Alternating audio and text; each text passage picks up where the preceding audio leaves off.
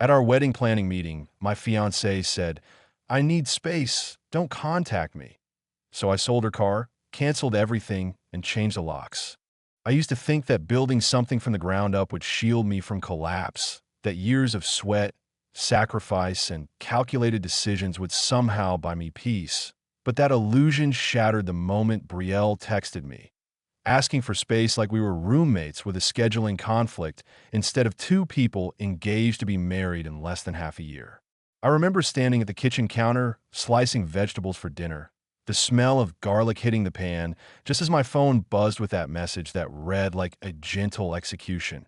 No warning, no conversation, just cold blue text bubbles breaking the surface of a life I thought was finally steady. My name's Derek, I'm 31, and I run a custom performance auto shop out of an industrial strip just west of Nashville, a place I poured 11 years of my life into. Building it from shared garage corner into a full-on operation with 4 employees, a solid reputation, and a client list long enough to justify the 12-hour days I've been working since I was 20.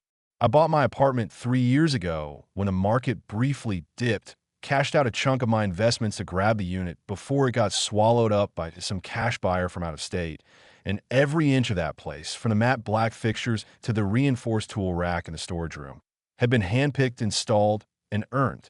I live simply, keep my money tight, and outside of my graphite Harley and my dog Max, a 4-year-old Belgian Malinois, who's more dependable than most people I've met, I don't indulge in much. My best friend Tony, who I've known since high school shop class, always warned me about Brielle, said there was something about the way she talked to waiters, the way she played different roles depending on who was in the room, but I ignored it. She was stunning, eloquent, could work a room like she owned it.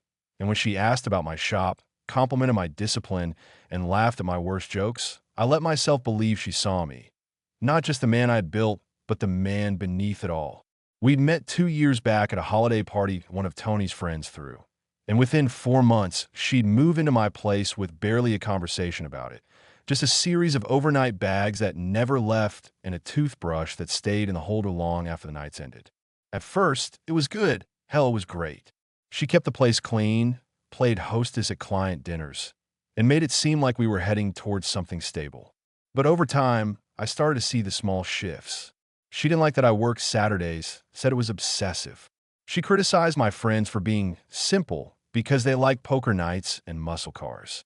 When Tony came over, she'd make sure he saw her disdain without saying anything direct, just through long silences and performative sighs whenever he told a joke or kicked off his boots. She never liked Max, though she said she did at first. Claimed he shed too much, barked too loud, and needed too much attention. Basically everything a working dog is supposed to do.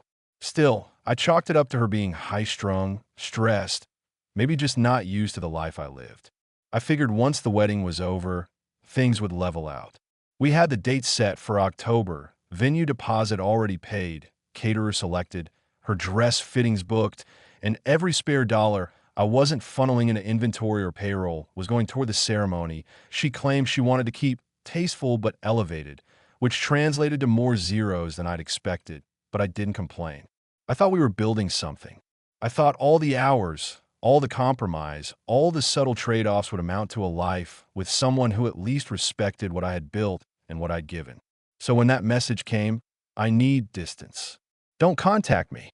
It didn't feel like space. It felt like abandonment wearing the mask of emotional self-care. Still, I said nothing. I replied once. Okay, take the time you need. And then I backed off. I worked longer hours at the shop, tried not to glance at the empty key hook by the door, told myself that if she needed time, I'd give it without resistance because love, at its best, requires trust even when it hurts. But the silence was a monster. Every day she didn't reach out made my chest tighter.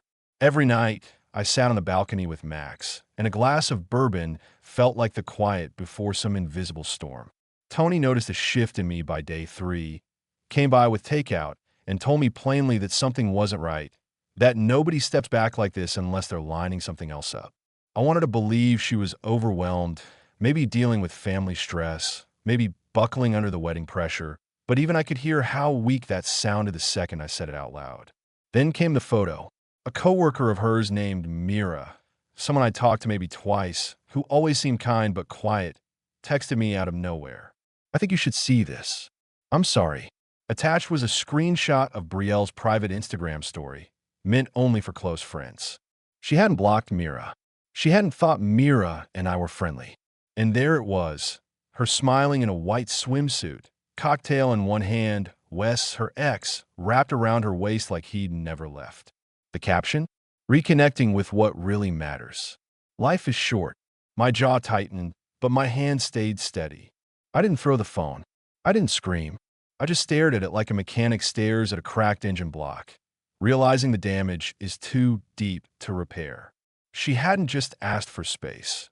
She'd used that space to audition someone else, using my apartment, my generosity, and my silence as cover. I shut the phone off, grabbed a pen and notepad, and started a list. Venue, caterer, photographer, ring car. I would not be her safety net. I would not be her backup plan. I wouldn't even be her memory. Not after this. Not ever. I didn't sleep that night. Not because of heartbreak, but because my mind shifted from confusion to execution, replacing the weight in my chest with a cold sense of direction I hadn't felt in weeks. I woke up before the sun, poured a black coffee into a travel thermos, and headed straight to the wedding planner's office before they opened, waiting in the parking lot like a man about to cancel a merger. The receptionist gave me a sad look as I handed over the cancellation form, her smile fading when I told her to remove both names and bill me the lost deposit without argument. I moved through the rest of the day like I was unplugging a machine. Caterer first, then the florist, then the band, each one stunned into silence when I calmly explained there would be no wedding, no ceremony, and no bride returning to walk down any aisle funded by my effort. Every call was a closure. Every refund lost, just another toll I was more than willing to pay for freedom. And when I got to the ring, the 3-carat solitaire I'd hidden in the back of my closet safe, I took a long look before locking it up again, not ready to sell it yet, but certain it would never rest on her finger again. She hadn't even taken it with her on her beach retreat with Wes, probably because it clashed with her bathing suits or made the photos too obvious. And that detail hit me harder than it should have, the quiet confirmation that I'd become nothing more than a placeholder while she test drove nostalgia.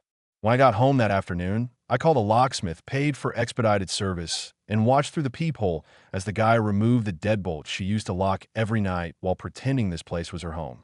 It was no longer her home, no matter what her mail said or which dresser drawer held her overpriced skin creams. I opened my laptop and began documenting every major purchase I'd made during our relationship. The down payment on the apartment, the full registration and insurance on the car, the utility account in my name only, stacking proof like bricks in a legal wall I hoped I wouldn't need, but wasn't willing to go without. 6 months earlier, when her 2009 Corolla finally died in a coughing fit of smoke and grinding metal, she'd begged me to help her find something reliable, to take her to meetings, something polished enough to impress clients, but affordable enough to justify. And I'd agreed to buy her a used Lexus IS in graphite silver with leather seats, covering the loan myself because her credit history was a minefield of maxed-out cards and deferred payments on boutique crap she didn't need. I'd kept the title in my name, never added her to the insurance, and made it clear that if things ever changed, I'd be keeping the car. It was my father's advice, a hard lesson he'd learned watching his brother lose his savings after a divorce that turned into financial bloodletting. She'd made a few half-hearted attempts to pitch in, handing me small stacks of cash every few months and calling them payments, though she never asked for receipts, and I never gave her the illusion of ownership. That night, I called the dealership that had offered to buy the Lexus last spring when I brought it in for valuation, explained that I had a vehicle ready for immediate sale, and drove it over under the orange haze of streetlights, feeling nothing as I turned over the keys and signed a release form without hesitation. The sales manager asked casually if I was sure I wanted to let it go, said it still had great mileage, premium trim, and looked like it had been babied, and I just nodded, told him someone had outgrown the privilege of driving it. I called Tony to pick me up, and when he pulled into the dealership lot and saw the empty spot where our car had been, he didn't even ask questions, just raised an eyebrow and said, "You're colder than a December grave, man," before patting my shoulder and tossing me a protein bar. We spent the weekend boxing up her things. every handbag, heel, and high-thread count robe, folding them neatly and labeling the boxes by room because, even in rage, I wasn't raised to be messy. The process was slower than I'd thought, and not because I was hesitating, but because of what I kept finding in between the silk and designer tags. Credit card statements showing debts she never mentioned, thousands of dollars spent on things I'd never seen her wear, unopened mail from collectors, and even a taped envelope of emergency cash she'd stashed behind the back of her dresser drawer like she was preparing for a quick exit. There was a journal too, leather-bound and slightly worn, where she'd written out a list titled Life Clarity, with 2 columns under the names Derek and Wes. I didn't want to read it, but I did. Under my name, she wrote things like secure, good with kids, future leader, and under Wes, she listed thrilling, spontaneous, and undeniable chemistry, which was probably her polite way of saying the sex was better or the risk made her feel more alive. My stomach turned, not because she made a list, but because it was dated months ago, long before she sent that cryptic text about needing space. She'd been playing both ends, testing the past, securing the present, hedging her bets with my life as collateral. And now she was going to find out what it meant to bet against someone who kept every receipt. On Monday, I called my lawyer, someone I'd worked with during my business expansion, and explained the entire situation, showed him the screenshots Mira had sent, the documents for the car, the breakdown of financial contributions to our shared expenses, and asked him how I could protect myself moving forward. He confirmed what I hoped. Tennessee didn't recognize common law marriages, and since our accounts and titles had remained separate, my assets were safe. He told me to maintain documentation, communicate only by written channels, and prepare for backlash once she realized I wasn't coming apart at the seams without her. I spent the rest of that day in the shop, not working on cars, but cleaning, scrubbing grease from floor grates, relabeling supply bins, aligning tools so precisely that even Tony didn't joke about it, just handed me rags and worked quietly beside me. I checked Brielle's page that night. Her private story was still active. New photos had surfaced. Another cocktail, a hammock, Wes with his hand on her thigh, and the same bullshit caption about finding your truth. I didn't comment, didn't like anything, didn't even save the images. I just logged off and fed Max's dinner, feeling more clear-headed than I had in weeks. She made her choice with sand between her toes and someone else's fingers on her skin. I was just finishing where she started. 10 days after she ghosted me for a tropical therapy session with her ex, she returned like nothing had happened, dragging her suitcase across the hallway floor and jingling her keys like she still had a place in my life. I was on the couch with Tony and a cold beer, watching playoff highlights and letting Max chew on a tennis ball in peace, when I heard the metal scrape of her key against the new lock. There was a pause, then another attempt, harder this time, followed by sharp knocking and her voice carrying through the door with rising panic. "Derek, what the hell? My key isn't working." I didn't answer immediately, just looked over at Tony, who arched an eyebrow and gave a slow nod like a man bracing for a storm that didn't threaten him. When I opened the door halfway, she stood there wind-blown and sun-kissed, makeup-free like she'd been trying to look authentic for someone else, not me. Her first words weren't "hi" or "can we talk?" but a sharp, "Why did you change the locks?" as if she hadn't just spent a week wrapped around Wes in a beach cabana while telling me she needed time to think. I told her calmly that she'd asked for space and I'd given it, along with everything else she was about to lose. She blinked fast like the words didn't make sense in her mouth, then switched gears with practice speed, saying she just needed time to sort through her emotions, that the trip was spontaneous and about healing from pressure, not about Wes. I pulled out my phone, opened the photo Mira had sent, and held it in front of her like evidence at trial. Her face lost color when she saw it, and her first instinct wasn't denial or apology, but damage control. "Who showed you that?" As if the problem was exposure, not betrayal. I reminded her that disappearing for 10 days with an ex while wearing my ring wasn't a misunderstanding. It was a resignation letter from a life she clearly didn't want anymore.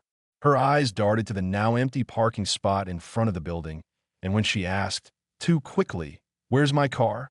I gave her the truth without a flinch. "It's sold." "Wasn't yours." "Never was."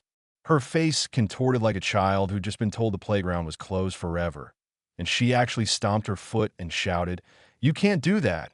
I was making payments." I almost laughed. Sporadic cash handoffs don't count as ownership, especially when the title, registration, and insurance all bear my name alone. Tony stood behind me with his arms crossed, silent but watchful, and when she threatened to call the police, he snorted out a laugh and dared her to try explaining to an officer why her ex-fiancé was removing access to property she never legally owned. She turned back to me, softer now, her voice trembling with fake sincerity as she said, "Derek, baby, you're overreacting. Wes didn't mean anything. I just needed to get out of my head for a while." I shut her down cold. "Save it. Your things are boxed, labeled, and ready for pickup. You've got 1 hour tomorrow to get them, or they go to Goodwill." That's when the elevator dinged and Roxy, her younger sister, equal parts venom and vanity, stepped out like backup muscle-dressed in designer sneakers, snapping gum and holding a phone like she was already live-tweeting the drama. She walked right up, hands on hips, and accused me of destroying her sister's life over a misunderstanding, ignoring the fact that Brielle had chosen sunlit cocktails over loyalty and posted it to a platform she thought I'd never see. Tony leaned against the doorframe with a smirk, clearly enjoying the performance. And when Roxy demanded to know how I could be so cruel, I simply pointed to my screen again, tapped the photo, and said, "Actions have consequences. This one's on her." From inside, Max barked his usual warning tone, and Brielle, ever the actress, had the audacity to say, "Wait, are you keeping Max too?" As if she ever walked him, fed him, or remembered his age. I nodded once and replied, "He remembers who stayed." At that, her expression cracked into something halfway between rage and panic, like reality had finally settled into the edges of her bones. Roxy started yelling, saying I was heartless, that I was making a scene, and that their mom would be hearing about this. I told them again, calm, firm, and final, that tomorrow at noon they had exactly 1 hour to retrieve her belongings from the front desk, after which I wanted no further contact unless it was through a lawyer. Then I shut the door slowly, locked it, and returned to the couch without a backward glance. We heard them outside for another minute. Angry muttering, frustrated pacing, the sound of a suitcase while catching on concrete. Then silence. Tony cracked open another beer, handed it to me, and said, "Man, I've never seen someone fall from grace that fast." Max jumped onto the couch beside me, put his head on my knee, and let out a quiet huff, like he too was glad the noise was gone. I raised my bottle to toast and said, "To the cleanest breakup I've ever had." Tony lifted his and grinned. "To the most expensive lesson you'll ever learn." That night, I slept for the first time in weeks. No weight on the bed beside me, no tension in my chest, and no doubt in my mind that I had done exactly what needed to be done. She wanted space, so I gave her a galaxy. The silence after that night didn't last long. Just a shallow calm before the backlash rolled in, toxic and furious, like the dying breath of someone who couldn't believe they'd finally lost control. The next morning started with texts, first from Brielle, then from her sister, then her mother, all reading like rehearsed dialogue from a daytime soap written by people allergic to accountability. "You can't do this to me," came first, followed by, "Where am I supposed to live now?" Then the inevitable, "I made a mistake, but you're being cruel." I didn't reply. I didn't even open most of them. I forwarded them to my lawyer and went about my morning routine like I hadn't just walked through emotional napalm and come out on the other side with cleaner shoes. At exactly noon, Tony and I carried every single box, 12 in total, neatly labeled with black marker and sealed with double tape, down to the lobby and left them stacked by the front desk. I'd organized everything with surgical precision. Makeup, shoes, kitchen junk she insisted on upgrading, old photo frames, every luxury handbag I'd ever bought her, and even the ridiculous vanity mirror she once said made her feel seen. The front desk manager, who'd never liked her much to begin with, nodded solemnly as I gave instructions. The boxes would sit there for 1 hour, and any remaining after that would be picked up by a local charity truck scheduled for 1:15. Then Tony and I walked 2 blocks to the cafe for lunch like it was any other Thursday, him making bets on whether she'd show up alone or with reinforcements. She brought both. When we returned at 12:47, Brielle was standing in the lobby beside Roxy and their mother Cheryl, the trio arranged like some broken parody of a royal procession. One sniffling, one filming, and one lecturing the poor concierge about proper tenant rights. Cheryl spotted me first, marched across the floor in heels too high for the situation, and launched into a speech I'd probably heard rehearsed in her mirror. This behavior is completely unacceptable. My daughter made one mistake. She's under pressure. She was confused. I raised an eyebrow and gestured toward the stack of boxes. She was confused in Belize, not here. Her confusion isn't my responsibility anymore. Roxy stood there filming everything like she thought it would play well online, probably planning to splice together clips of me looking like the villain while cutting out the parts where her sister's betrayal was on full display.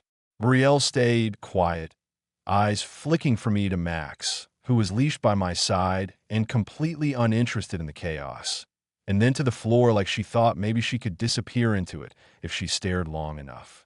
I gave them their hour and walked away without another word. But I knew that wasn't going to be the end of it, and I was right.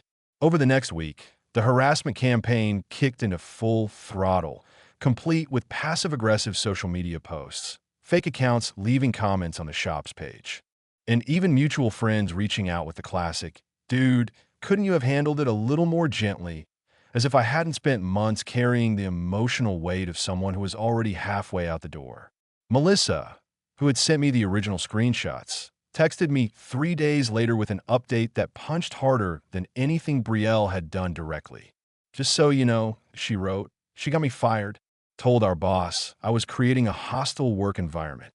I called her immediately, furious that someone who tried to do the right thing was now paying for it with her livelihood. I offered to write letters of recommendation, reached out to a client who needed marketing help, and promised I'd make introductions wherever I could.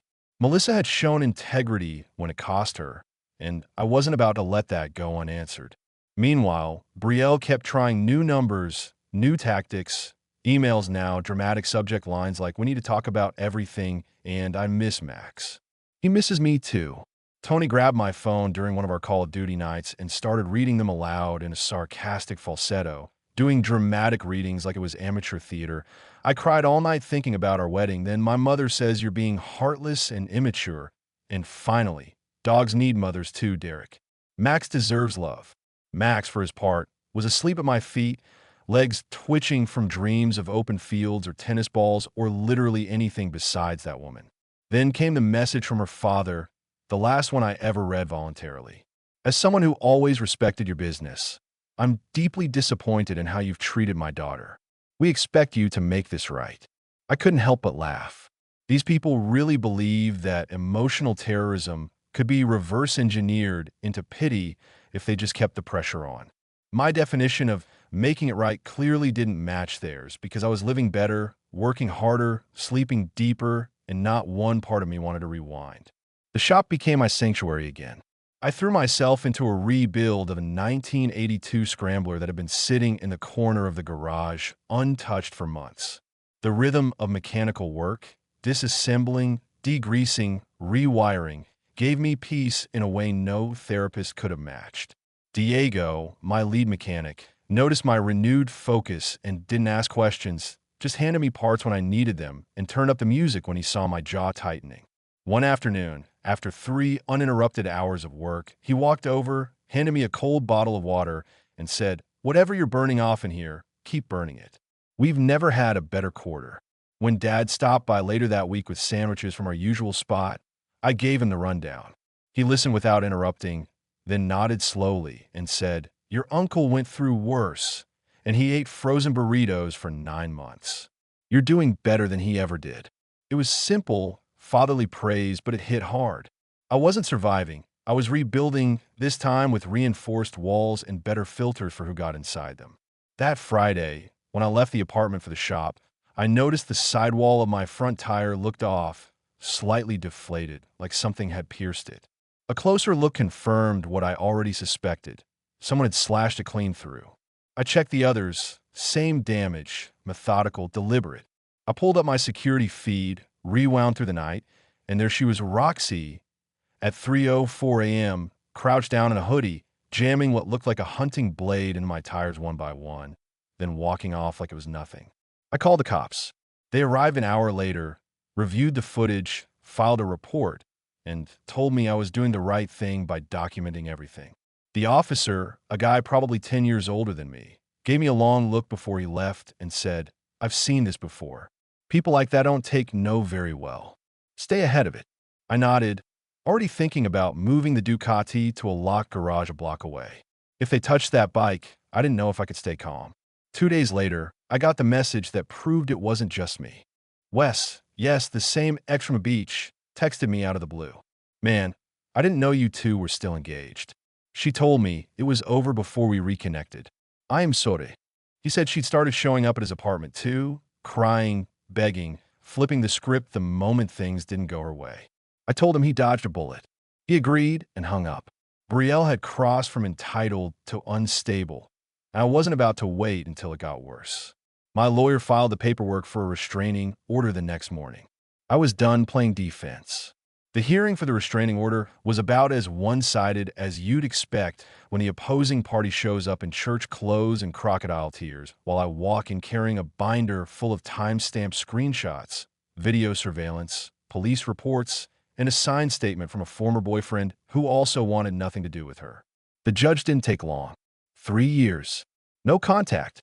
No proximity within 500 feet of me, my home, or my business. The ruling landed with a thud in the silence of the courtroom, and she looked like someone had just told her the spotlight was permanently turned off. Her mother scowled at me from the back row like I'd just stolen her lottery ticket, but I didn't care. I wasn't doing this for revenge. I was doing it for oxygen. A month passed before I heard from them again, though this time it came through an unfamiliar number, an unknown voicemail with a familiar desperation in the voice. Cheryl, the mother, was calling now, not with threats or anger, but a tone carefully calibrated to sound helpless, maternal, and utterly without irony. They needed help. Brielle had lost her job. Roxy had mounting legal bills. Transportation was an issue. Could I please consider selling the car back to them or loaning them a small amount just to help them get back on their feet?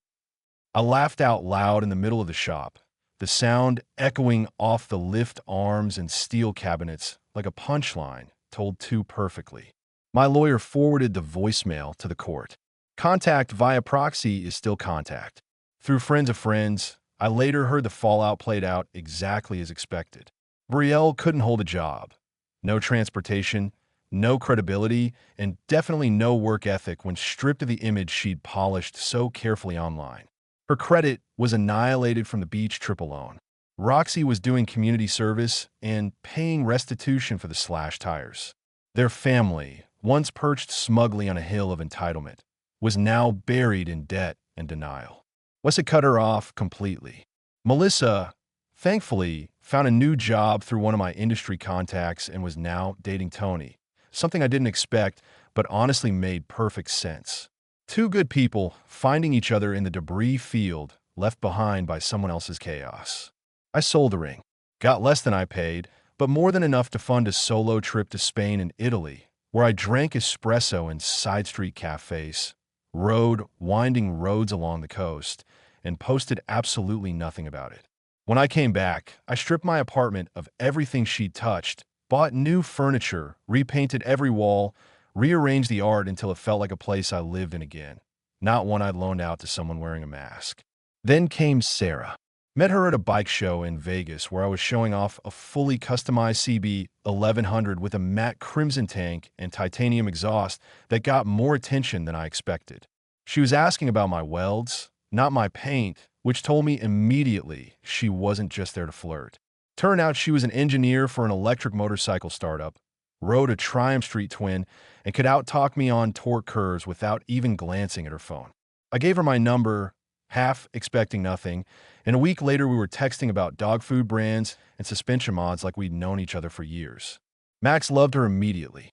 First time she came by, he dropped his favorite squeaky toy in her lap, a gesture he never offered Brielle once in 2 years of cohabitation.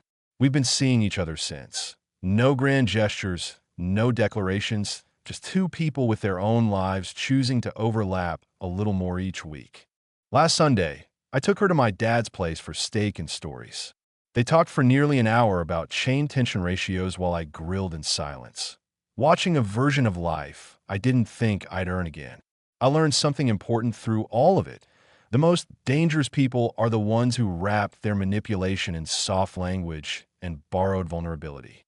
I also learned that peace isn't given. It's built bolt by bolt, choice by choice, boundary by boundary.